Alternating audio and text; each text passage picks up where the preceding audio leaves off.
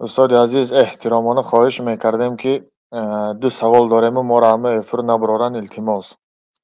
خب یکم این که کمی سخن میگفتید درباره انسان هایی که چی عرب چی عجم امروز فلسطین برای آنها یک فراموشی شده است و گویا که اهمیت نمیدین یا خبر ندارن یا فلسطین را فروختن. گوییم کمی درباره همین انسان ها سخن میگره، خواه پادشاه باشد خواه انسان عادی. اساسا در این مسئله جوابگری وزنین به پادشاه ها هست، چون که خلق عامی، خلق عادی از دستشان غیر دعای و اگر راه درست یافتتانند مبلغ فرستانیدن راه هست امروز. لیکن اساسا گناه عظیم بر آنهایی که الله تعالی ملکش را داده است. ملک از آن الله است، برای بعضی آدم ها می دهد، از بین اینقدر میلیون ها انسان ها انتخاب کرده. این مسئولیت است. پیامبر صلی الله علیه و سلم به حضرت ابوذر گفتن که ابوذر من تو رو دوست می‌دارم، من به تو هر چیزی که برای خود دوست می‌دارم برای تو هم دوست می‌دارم، برای دو نفرم راهبر نشو. و این روز قیامت مسئولیت است. یعنی اگر به دو نفر راهبر باشید، شما از بالای همین دو نفر در پیشگاه الله تعالی جواب میگویید. اگر به 10 میلیون باشید، از بالای 10 میلیون آدم جواب میگویید. همین 10 میلیون آدم برای چی گناه کرد، برای چی گرسنه خواب کرد، برای چی از بانک قرض گرفت و به ریبا گرفتار شد، هر یک معده خرد راهبر جواب میگوید. بنابراین مسئولیت است و این مسئولیت عظما به آنها هست و به خیانت و به هر عظیم گناه عظیمی که کردن اونها جواب میگن در پیشگاه الله تعالی. برای اینکه این قدرت مردم عامی ندارند، این قدرت اونها داره. اما مردم عامی بله، اگر یا فرزندش مثلا در بیمارخانه باشد یا در زندان باشد یا یا نبیرش وفات کرده باشد، همین روز مثلا چیکار میکند؟ اقلا خسته طهارت کرده، نماز خوانده، گریه کرده، دعا میکند. اقلا همین کارهایی که رب اشعث اغبر مدفوع بالابواب لو اقسم علی الله لابره. پیامبر صلی الله علیه و سلم در این گاه ها یا آدمی موهاش پریشان، چنگالود لباسهایش، یا مدفوع بالابواب، یعنی یگان خانه ها در آید یا یگان جاها در آید آدمو پیش میکنه، قدر ندارد در نزد مردم.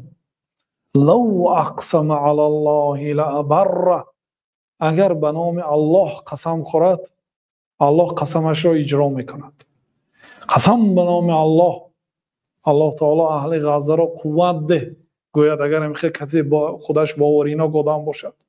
ولی بعضی مردم داریم ما هم تاجیکا، بسیار آدم هایی که در همین فسق و فجور در همین زمانه ماشاءالله شب و روز به ختم قرآن مشغول، به نماز تهجد، به ذکرها، معیده ترین از گناه های صغیره خودداری میکنند، شب و روز در طاعت هستند. همین انسان ها باید علل خصوص قسم یاد کنند به الله که الله تعالی مسلمان ها را نصرت دهد، عزیز گرداند و دشمنای اسلام را خوار و ذلیل گرداند، چون که دعای اینها به قبول شدن نزدیک است. و این چنین شخصیت هایی که در زندان هستند، در بلای و در مسافرت و در عذاب ها هستید، دعای شما در اون هنگام قبول تر است نسبت دیگرها.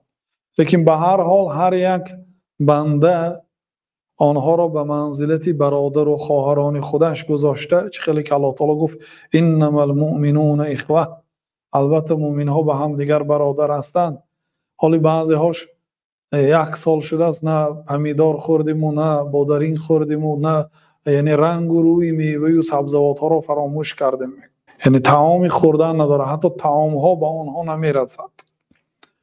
یعنی اگر یک انسان فرزندش در زندان در همین خیل حالت باشد یا در مهاجرت یا در بیماری باشد، چه خیلی رحم میکند برای فرزندش یا برای برادر و خواهرش. همین گونه رحم باید در حق تمام مسلمان ها عموما و مسلمان های غزه علل خصوص یعنی حتمی هست. ارحموا من فی الارض یرحمکم من فی السماء.